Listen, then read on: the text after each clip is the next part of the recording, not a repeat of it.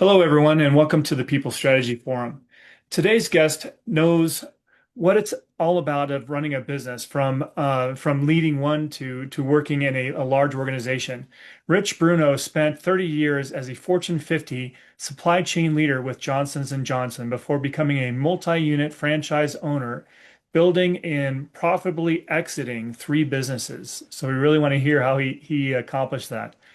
Now, as the founder of Rich Bruno Consulting, he helps business owners and franchisors make the growth leap, transforming operators into leaders and franchisees into brand ambassadors who can scale. His practical workshops and franchise development strategies have guided leaders around the world to scale their business systems and empowering teams and creating those resilient cultures. So if you've ever wondered how to expand without losing your brand soul and how to turn your people into the strongest growth engines you've ever achieved, this episode is going to be for you. So let's welcome Rich Bruno. Thank you Welcome, so much, Rich. Sam. It's great to be back on your podcast. Anxious to talk about my journey. And most importantly, I really enjoy paying that forward and helping other people to either scale their own business and become business leaders or work with franchisers that want to create multi-unit franchisees and make it a rewarding career for them. Yes, absolutely. And then I think that's the big key to success for anyone is that if we find work that we truly love and enjoy, and we can bring value to others in that meaningful way. So thank you for Yeah. your journey here, Rich. I mean, I'd love to dive into how you got started. I know you started out as a executive at Johnson's and Johnson, and then you decided to do some franchising. Tell us Yes. about your journey and how that came about. Okay, absolutely. I'd love to. So I had a 30 plus year career as a supply chain leader. The last company I was with was Johnson and Johnson for over 16 years. And during my tenure there, I participated in a program, a health and fitness program called the Max Challenge. And as a member, recognized immediately how valuable it was for me personally, from a health and wellness. And I saw it as both a mental and physical well-being play, right? And immediately was feeling like so many other people need this. And I got the bug to want to get into franchising to support other people as a leader representing that program. So I jumped in, total passion play. I did it concurrent with my Johnson and Johnson career, which was quite the challenge. And then over time, over a 12-year period, I actually built up three unit locations that performed really, really well. And I want to talk about what it took to really build to the three. And we can get into that, but it was very, very successful in not only starting up on the ground floor with a new franchise, but scaling it to three locations and then also successfully exiting, as you mentioned before. So would love to talk more about that. As far as Johnson and Johnson, for 7 of the years that I was franchising, I concurrently had I'll call it my day gig, which was very challenging and, stood up these three locations, which was a very heavy lift. And I think I learned a ton through that as well in terms of grit, perseverance, what it really takes to be an active owner operator to drive results in your company. When you look back at your time of being an executive at Johnson and Johnson and then starting up and becoming your own entrepreneur, what skills did you see that you find that were most transferable from your executive career to your entrepreneurial career?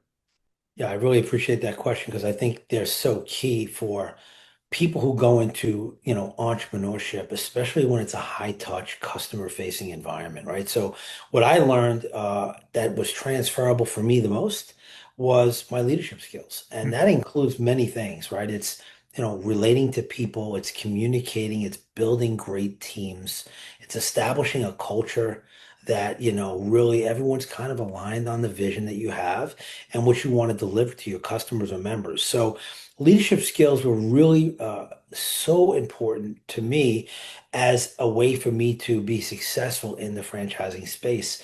And the other thing is business acumen, right? I worked in Fortune 50 companies that were driven by, operating results. So I was very accustomed to using data to drive decisions, measuring business metrics, and all of that. So I was able to immediately apply that in a business setting so that I could really have a good pulse on how I was doing, what kind of goals I set, and how I was going to achieve them, and modifying my plans if necessary. But I honestly don't think I could have been a multi-unit franchisee without a lot of those skills. I Hmm. think, being very customer focused and connected to people, being a really strong leader with all those attributes that I mentioned, and, building a great team and being focused on the financials, also very, very important, right? We know that, um, it's not a hobby. A Yeah. business is a serious thing. And when you're investing in it, you need to really be prepared and skilled enough to not only sustain profitability, but to grow your business and have an exit strategy. Hmm. Yes.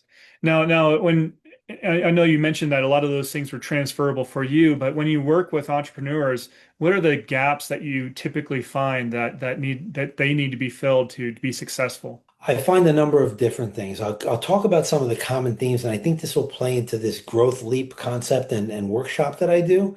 So let me touch on a few of them first. So many business operators, they're in the day-to-day operation, right? They're running their business, but they're not thinking long-term about how they can become more efficient, increase their profitability, grow their revenue, right? Build a team. They just are not suited to do that. That's not where they came from. They don't necessarily know or have the skills to do that. So, solopreneurs very often are focused on just the day-to-day operations. They don't think about delegating tasks and pushing down the less important, less value-added tasks that they need to be working on. And they're not focused on building a team and building their business. They usually don't have great organizational and time management skills, and they frequently do not have business acumen. What I mean by that is they don't follow the money. That's a term I use all the time. Follow the money, right? You need to know, really at your fingertips, how your business is performing. What your cash flow looks like. When do you become profitable? What kind of goals do you have for net profit?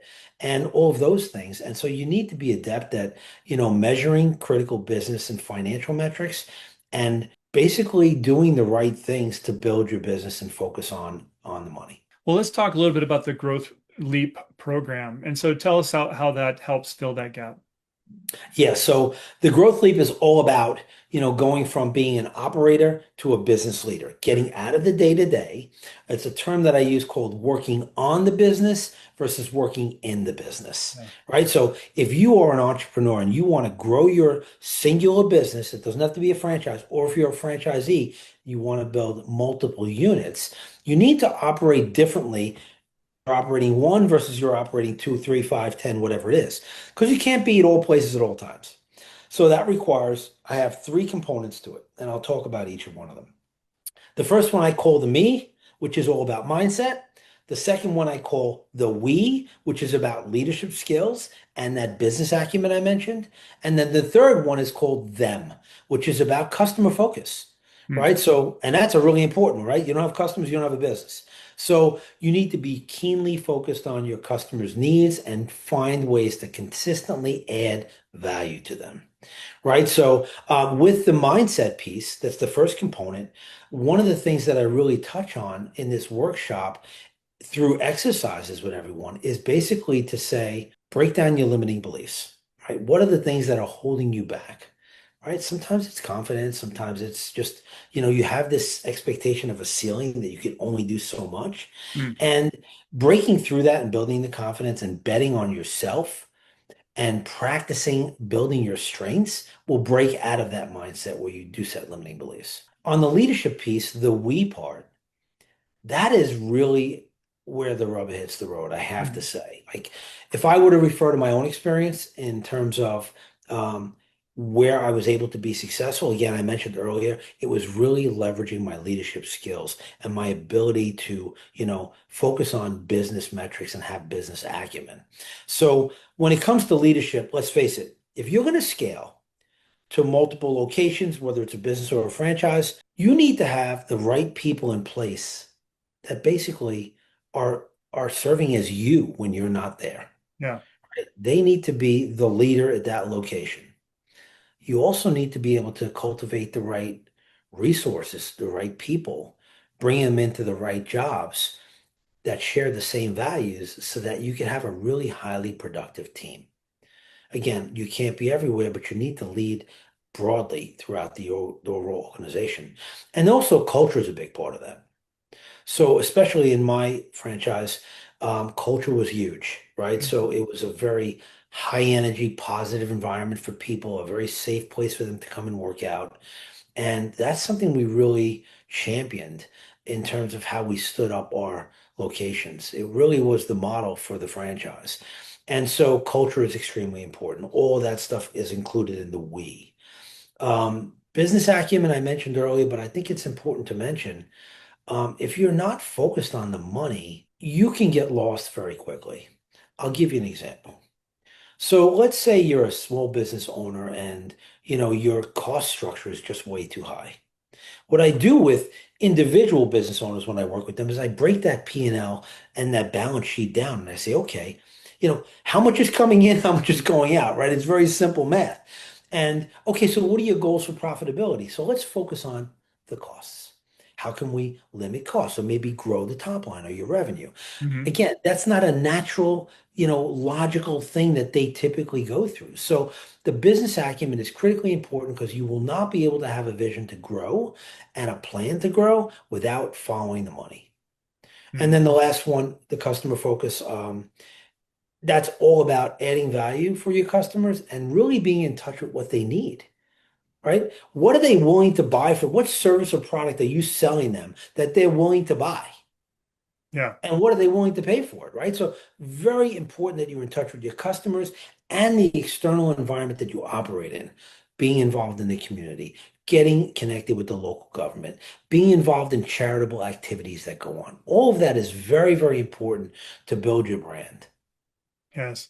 So let's back up to a bit to the mindset, because I think this is a big piece where a lot of entrepreneurs have problems, having those self-limiting beliefs, working too much in the business and not doing enough delegation.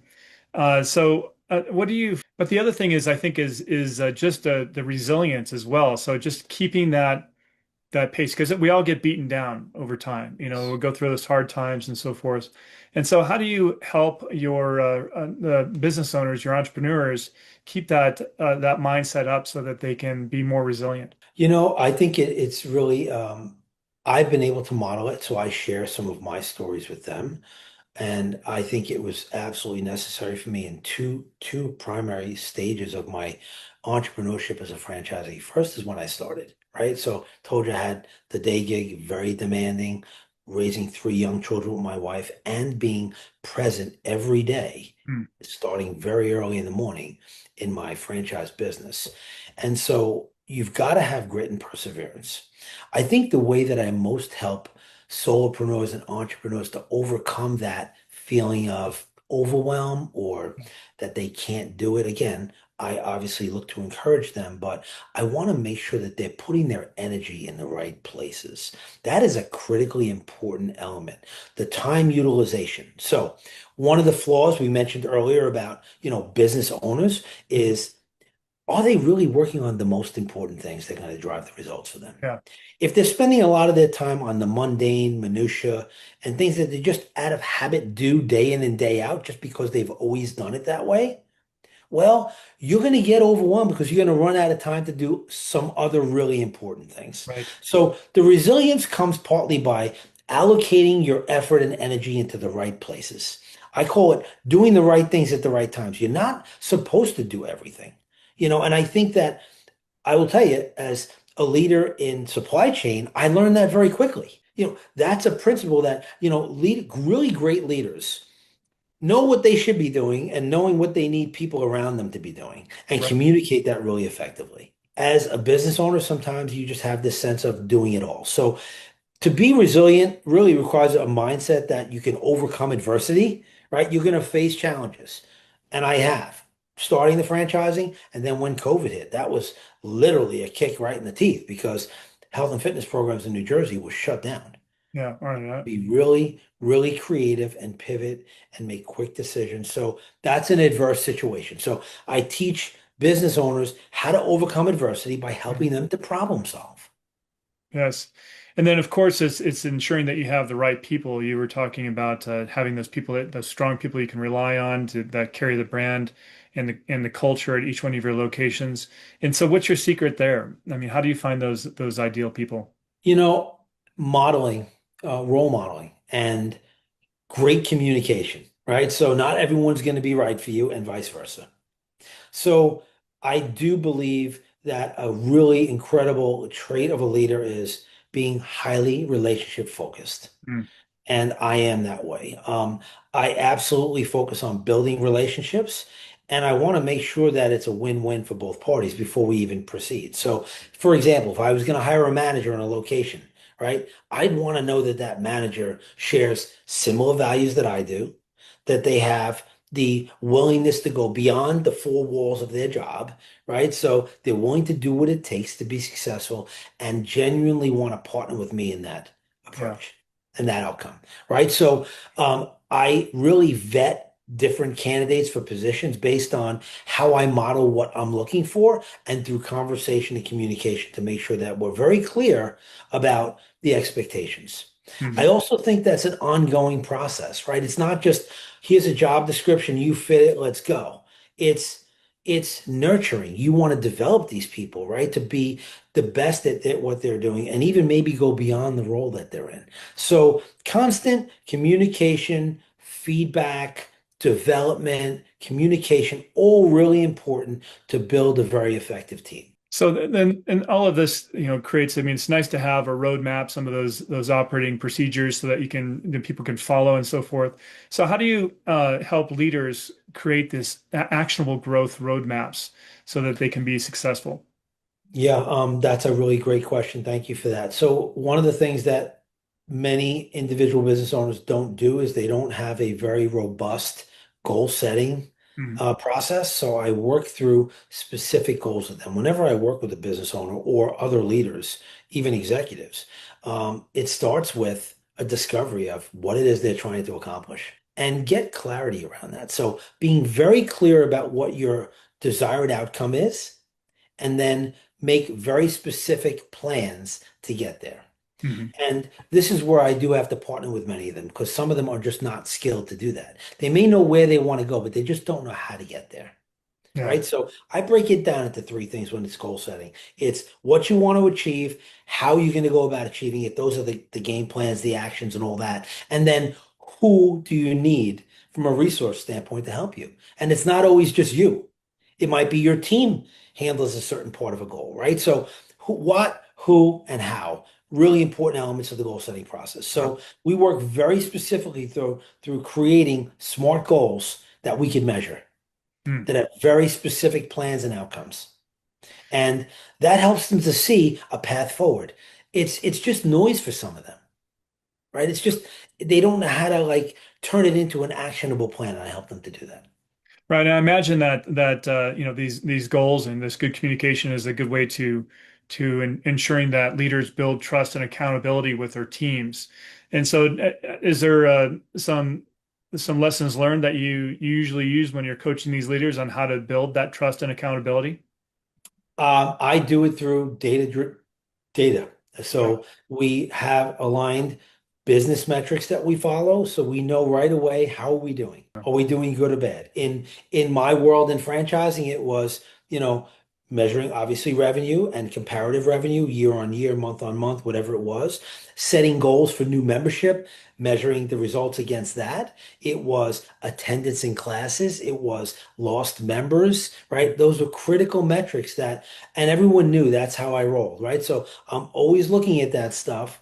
And it's not just about the numbers, but they are a very good indicator, right? So you use the data to course correct, make different decisions, find out what's working and not, right? If there's a Yeah. root cause of a problem, working with the team to resolve it. And that applies whether you're making, donuts in a bakery or whether you're running a Fortune 50 company, right? Still the same things apply. You're using data to say, how are we doing?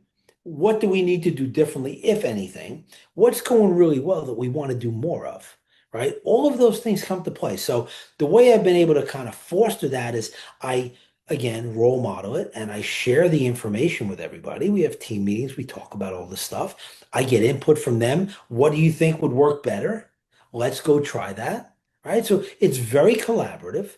And I think whenever you do that, and everyone knows this if they've been in businesses and organizations, look, you want to create ownership for the people that are on your team. You want them to have a vested interest in the result.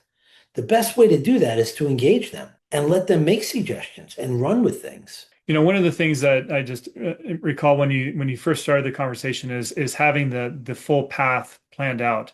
I mean, your journey, it started with your corporate environment, and then you planned to branch out into a few franchises, Yeah.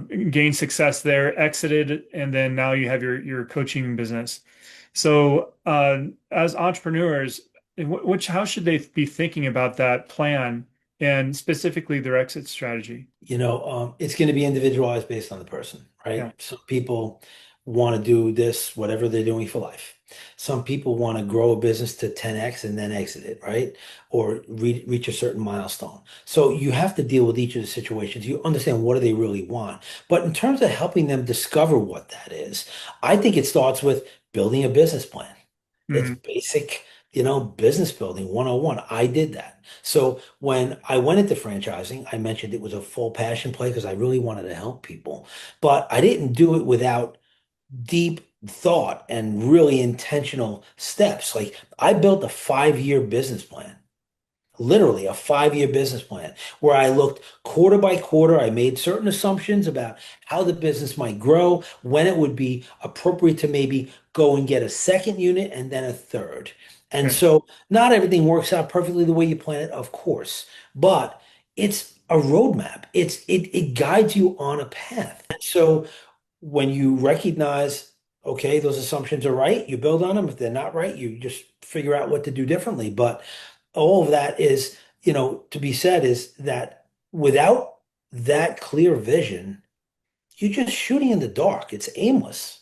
Yeah. So another thing that business owners are grappling with right now is the fact that there's a lot the pace of business is changing.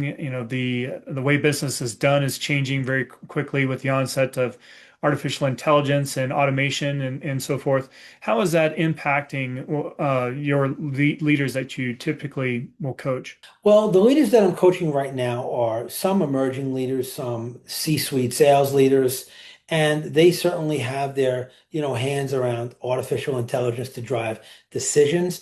I think what I try to do with all the people that I'm coaching individually is, yes, it's a tool. And I apply this myself, by the way. So, example, LinkedIn posts, like I'm not going to get an artificial intelligence version of what leadership is and posting it. Like it's my own genuine, authentic version, right? So, what I try to caution business leaders on is it's an asset, it's a tool to use, gives you great information, right? Helps you identify trends. There's great power in this information. Use it as a tool to help with your decision making, but don't let it replace your decision making. Right. Right. And I think, there are other elements to AI and all that, the workforce changes in size and all that. I don't get as much into that. In terms of artificial intelligence, it's more the power of the information you can get to help you make decisions. And Hmm. that's what I encourage people to use it as, but not get too carried away with it to replace. Yeah. It's a supplement. It's an asset, an added value, but it's not to replace the way you think or to make it do all the thinking for you. Yes. No, Rich, and I know you've been very successful in your work and so forth, and and you spoke about giving back at the beginning of the conversation. So, what's the legacy that you hope to leave through the consulting and franchise development work? Thank you for asking that because that's really important to me. So, whether it's in a personal setting like my family or with professionals or colleagues, whatever it might be, a community, I want to make a difference. I really do. I know it sounds very simple, but in any way that I can make a difference, I genuinely do want to do that. One-on-one, in a group setting with bigger organizations. I want to have an impact that helps them with sustainable change in their lives, whether it's health and wellness, whether it's business growth, whether it's their mindset and how they approach things with gratitude and all of that. So it's just bringing a very positive and energetic vibe to people that encourages them, inspires them to be better. And I challenge myself with that. So genuinely, I want to make a difference, whether it's coaching or whether it's in a business and or with my family. And I think it starts with me. I really do believe that. Like, so I always try to challenge myself to be better. Mm. I think that it's very important to just continuously improve. Not in a way that's you condemn yourself for things you don't achieve, but a spirit of moving forward in a positive way and continuing to grow and learn. Right. So we were talking about the growth leap and the workshops that you provide. So when we think about our listeners that are tuning in right now, what is the action step that they should take to really help their business grow and thrive? I think what I would first say is I have a lot of resources that they can tap into, right? So richbrunoconsulting.com is my website. It really focuses on three pillars. It's executive coaching, it's business consulting or franchise consulting, and it's speaking. And what I'm looking to do is add value by sharing my experiences and what I've learned along the way and impart it to others. So I think the first step is definitely go to the website. And within that, there's an easy way to book time to speak with me for free, just a free 30-minute Zoom where we can just kind of kick things around. Like, what are the challenges and pain points you have? And is there some way that I can help you? Or just look for some advice. Or, hey, you've done this. How have you done it? And I'm in the same situation. Can you help me? And again, I lead with a giver's mindset. I want to make a difference and add value first. It's not transactional for me. I'm not, okay, oh, so you want to talk to me? Good. It's going to cost this amount. And no, let's start with seeing if we're a fit and if there's a way that I can help you. And we go from there. So the website is a great point to start from. And then within the website, it has all of my socials. So you can go to my YouTube channel right there. You can go to my LinkedIn and all of that. The one other thing I did want to mention, if I can, Sam, is that I'm actually really excited about this. I'm launching an executive leadership forum, Hmm. and I'm calling it the Executive Leadership Growth Forum. It's going to be a monthly connection for networking and education with executives and seasoned business leaders. And we're going to talk about real challenges, retention of talent, culture development, other leadership challenges, right? Business growth or stagnation, all of that. And the power of it is really the people, right? Yeah. So I'm looking to bring people together who are willing to share, want to learn, and will get some education, but also will develop such a great network and connect with others. And I really do enjoy connecting others. So stay tuned for that. It's on my LinkedIn profile. I just set up a LinkedIn group called Executive Leadership Growth Forum, and we're going to launch it in September. So I'm really excited about doing that. And that's another way for me to, participate with others and give back. Yeah, that's great. I'm looking forward to learning more about that. Thank you, Rich. And so I really appreciate you sharing your knowledge today and helping the leaders in the forum really do better for themselves, do better for their organization and the people that they serve. So thank you for the inspiration. Of course, Sam, I always appreciate having a great conversation with you. I appreciate you having me on the podcast. Thank you so much. Absolutely. And so all those listening in, we'll catch you next.